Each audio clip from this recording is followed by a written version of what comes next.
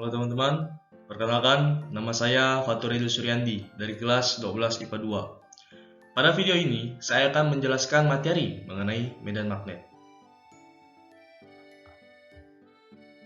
Baik, terdapat 6 bagian yang akan saya jelaskan. Yang pertama itu definisi, kemudian induksi magnetik, gaya Lorentz, flux magnet, aplikasi, dan yang terakhir itu ada kesimpulan. Baik, kita akan masuk ke bagian yang pertama, yaitu definisi. Definisi medan magnet. Secara definisi umum, medan magnet adalah wilayah di sekitar suatu objek yang mempunyai sifat magnet atau di sekitar arus listrik yang menghasilkan gaya tarik atau tolak pada benda-benda yang bersifat magnetis. Sedangkan menurut KBBI, medan magnet adalah lingkungan di sekeliling magnet yang dipengaruhi oleh gaya magnet. Selanjutnya, menurut Hans Christian Ørsted sendiri, medan magnet adalah wilayah di sekitar kawat penghantar konduktor yang membawa arus listrik di mana timbul gaya magnetik. Jadi, dapat disimpulkan bahwa medan magnet merujuk pada wilayah di sekitar suatu objek magnetik atau arus listrik di mana terjadi interaksi magnetik yang dapat mempengaruhi benda-benda di sekitarnya. Selanjutnya, kita akan masuk ke definisi arus listrik. Secara definisi umum, arus listrik adalah aliran muatan listrik atau biasanya disebut juga dengan elektron yang melalui suatu penghantar atau medium konduktif. Sedangkan menurut KBBI, arus listrik merupakan gerak elektron dari satu kutub sumber listrik ke kutub lain melalui kawat penghubung. Sedangkan itu, arus listrik menurut Coulomb dapat didefinisikan sebagai aliran muatan listrik yang melewati suatu titik pada suatu penghantar. Jadi, dapat disimpulkan bahwa arus listrik adalah fenomena aliran muatan listrik yang umumnya melibatkan elektron melalui suatu penghantar atau medium konduktif. Gerakan elektron ini dapat terjadi dari satu kutub sumber listrik ke kutub lainnya melalui kawat penghubung. Dengan kata lain, arus listrik mencakup pergerakan muatan listrik dalam suatu medium konduktif yang dapat berupa kawat atau bahan lainnya. Hukum Biot-Savart. Pada saat Hans Christian Ørsted melakukan percobaan untuk mengamati hubungan kelistrikan dan kemagnetan, Ørsted belum sampai pada tahap menghitung besar kuat medan magnet suatu titik di sekitar kawat berarus. Perhitungan secara matematis dikemukakan oleh ilmuwan dari Prancis, yaitu Jean-Baptiste Blot dan Félix Savart. Berdasarkan hasil percobaannya mengenai medan magnet yang dipengaruhi oleh suatu kawat penghantar yang dialiri oleh arus listrik, diperoleh kesimpulan bahwa besarnya kuat medan magnet atau induksi magnet adalah sebagai berikut. Yang pertama, berbanding lurus dengan kuat arus listrik. Kedua, berbanding lurus dengan panjang kawat. Ketiga, berbanding terbalik dengan kuadrat jarak antara titik P ke elemen kawat penghantar. Kemudian yang terakhir yaitu sebanding dengan sinus sudut apit antara arah arus dan garis hubungan antara titik P ke elemen kawat penghantar. Rumus matematis hukum Biot-Savart menyatakan bahwa elemen vektor medan magnet atau dB di suatu titik akibat elemen arus listrik atau dI pada suatu lintasan sepanjang ds dapat dihitung dengan persamaan dB sama dengan mu0 dikali dI dikali R per 4pi dikali R kuadrat. Selanjutnya kita akan masuk ke bagian yang kedua, yaitu induksi magnetik. Induksi magnetik di sekitar kawat berarus listrik. Induksi magnetik di sekitar kawat berarus listrik adalah fenomena yang terjadi karena arus listrik yang melewati kawat menghasilkan medan magnet. Medan magnet ini dapat mempengaruhi kawat dan objek yang berdekatan, seperti jarum kompas bermagnet. Induksi magnetik dapat didefinisikan sebagai aliran magnet yang dihasilkan oleh arus listrik yang melewati kawat. Hukum Ampere menyatakan bahwa medan magnet di sekitar kawat berarus lurus bersifat proporsional terhadap besar kuat arus yang mengalir melalui kawat tersebut. Rumusnya dapat dituliskan sebagai berikut, yaitu B sama dengan mu0 dikali I per 2pi dikali R. Di sini B sebagai medan magnet, I sebagai kuat arus, R sebagai jarak. Baik, sekarang kita akan masuk ke pembahasan soal. Dua buah kawat pengantar lurus sejajar di arus listrik seperti tampak pada gambar. Tentukan letak titik P yang induksi magnetiknya sama dengan 0.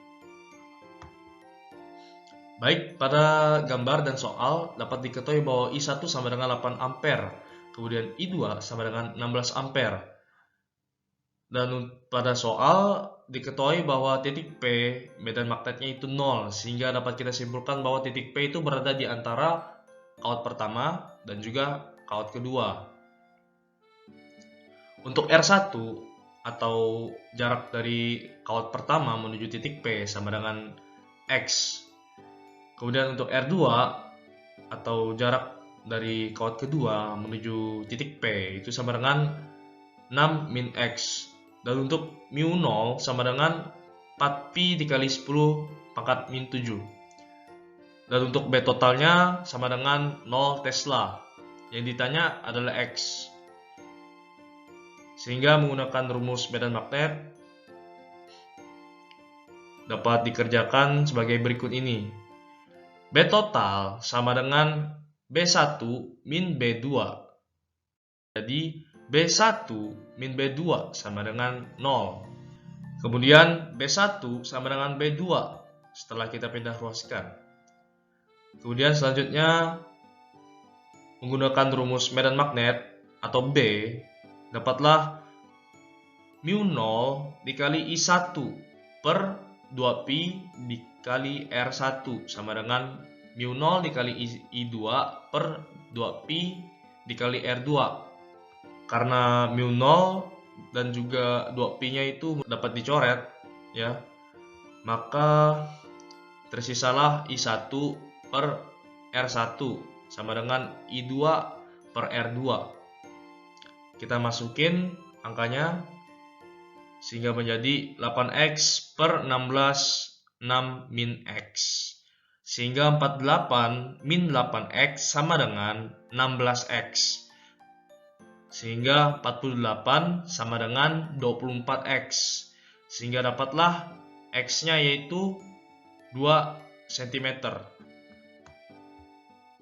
Baik, karena X-nya sudah diketahui yaitu 2 cm, maka dapat disimpulkan bahwa titik P itu terletak di kanan 2 cm di kanan kawat pertama dan 4 cm di kiri kawat kedua.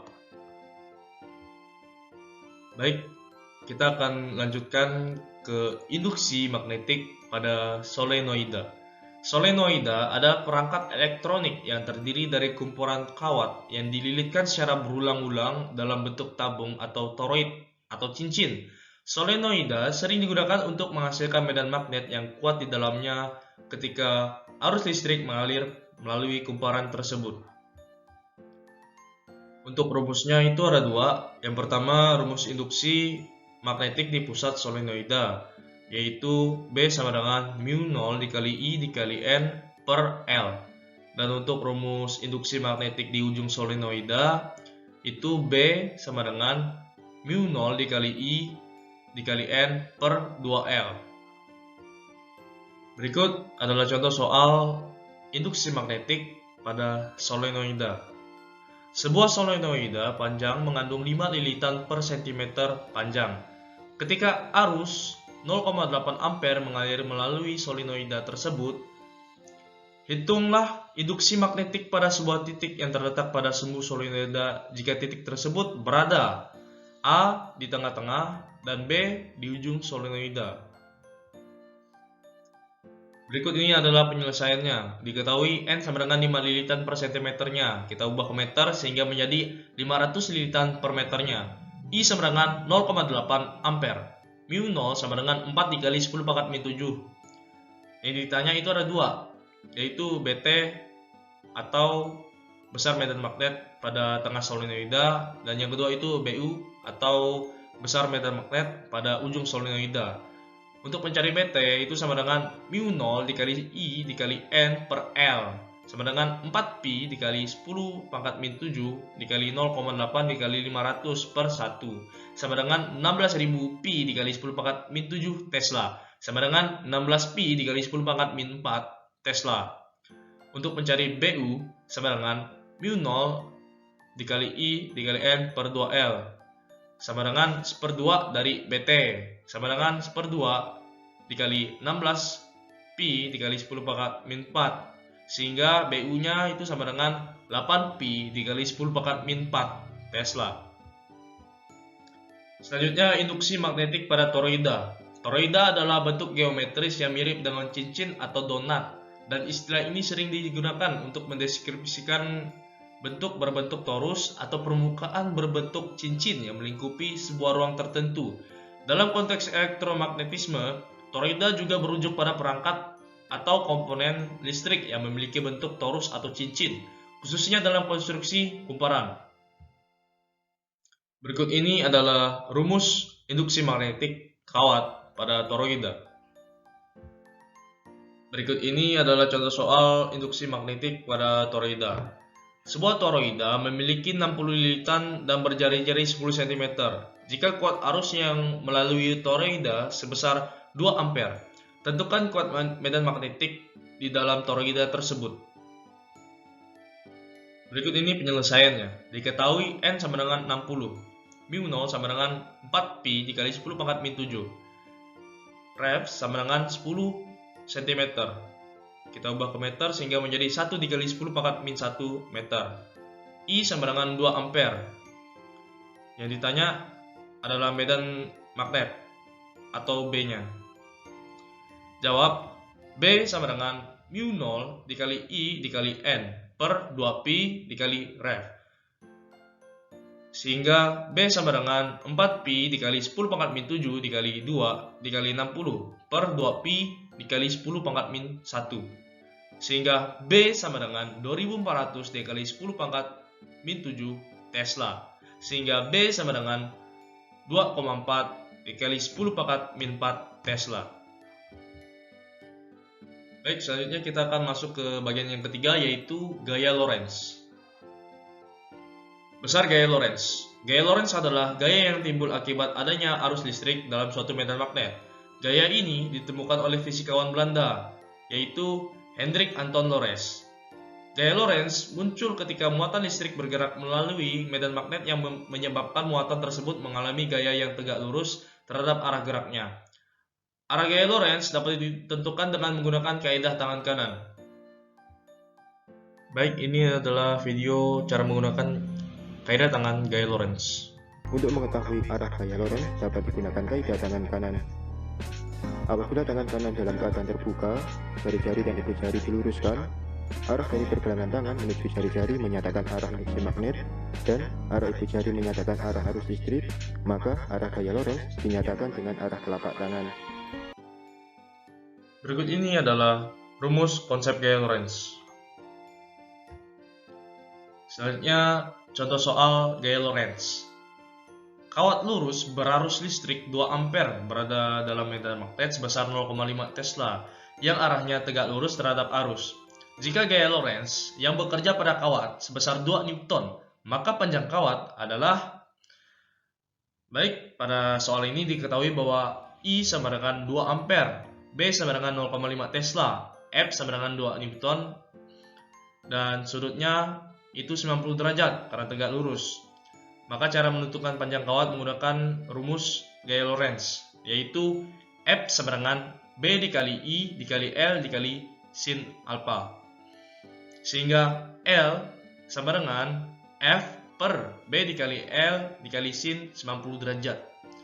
L sama dengan 2 Newton per 0,5 Tesla dikali 2 ampere dikali 1 sama dengan 2 meter. Selanjutnya, gaya magnetik.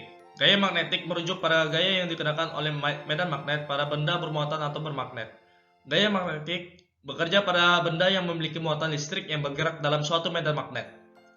Ketika muatan listrik bergerak sejajar dengan medan magnet, gaya magnetik tidak melakukan pekerjaan dalam mengubah energi kinetik muatan. Gaya ini hanya mengubah arah gerak muatan, tidak magnitudo kecepatannya. Gaya Lorentz hanya menyebabkan muatan bergerak dalam lintasan melingkar jika kecepatan muatan melalui komponen tegak lurus terhadap medan magnet. Baik, kita akan melanjutkan ke bagian yang keempat, yaitu flux magnet. Flux magnet adalah jumlah medan magnet yang melintasi suatu permukaan tertentu secara matematis. Flux magnet atau Ohm dapat dihitung dengan menggunakan rumus Ohm sama dengan B dikali A dikali cos theta. Di sini, Ohm adalah flux magnet yang diukur dalam unit Weber. B adalah besar medan magnet. A adalah luas permukaan yang dilalui oleh medan magnet dalam satuan meter. Theta adalah sudut. Rumus tersebut memberikan hubungan antara flux magnet dengan besaran medan magnet dan luas permukaan yang dilalui oleh medan magnet. Sudut theta digunakan untuk memperhitungkan bagaimana orientasi permukaan tersebut terhadap arah medan magnet. Jika permukaan sejajar dengan medan magnet, maka cos theta sama dengan 1 dan flux magnet maksimum.